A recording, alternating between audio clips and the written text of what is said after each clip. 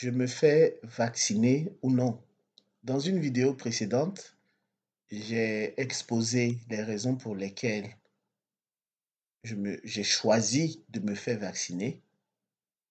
J'ai également parlé de la méthode de discernement moral que j'enseigne dans mes cours d'éducation chrétienne, mais qui est à la portée, méthode qui est à la portée de tous, chrétiens ou pas chrétiens.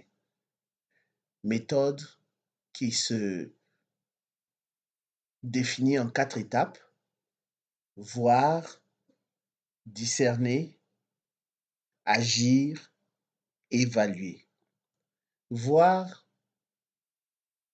de quel sujet, de quoi parle-t-on, de quoi s'agit-il? C'est cela voir. Discerner, je collecte toutes les informations en faveur ou en défaveur. Dans le cas d'espèces ici qui nous concerne, je collecte tous les arguments, toutes les informations. Je m'informe et je me forme. Je forme ma conscience par rapport aux arguments pour le vaccin, par rapport aux arguments contre le vaccin.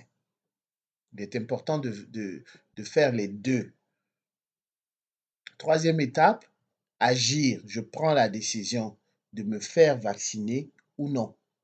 Et dernière étape, évaluer. Après avoir pris ma décision, je peux, en rétrospectif, me demander ou à travers euh, comment dirais-je, l'évolution de la situation, voir si j'ai pris la bonne décision ou non.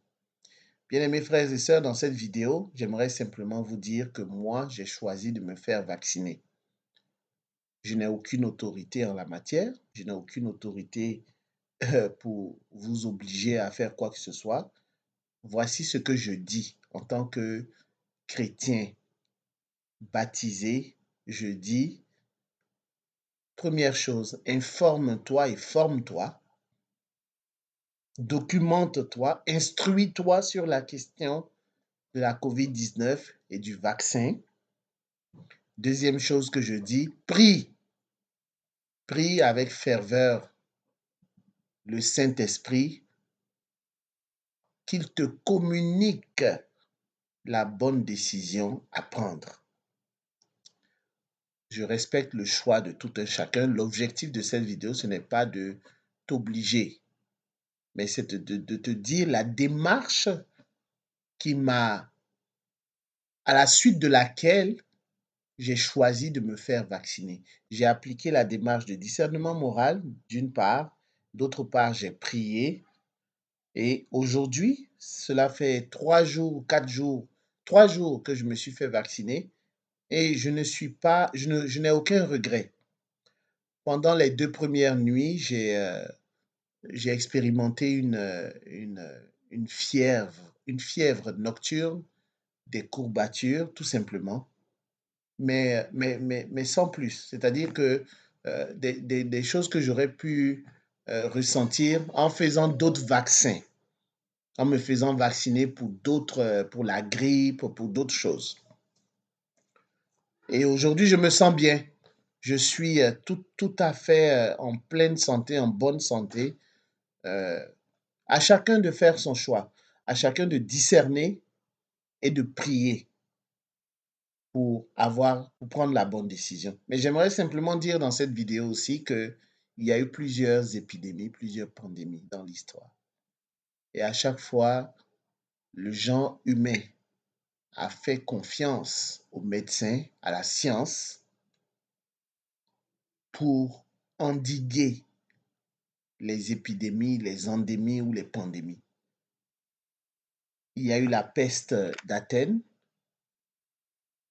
en 430 et 426 avant Jésus-Christ, la peste antonine, la peste noire, la grippe espagnole ou influenza, le choléra, la grippe asiatique, le sida, la grande peste de Londres, euh, la variole, la grippe, le typhus, la tuberculose, la poliomyélite aux États-Unis.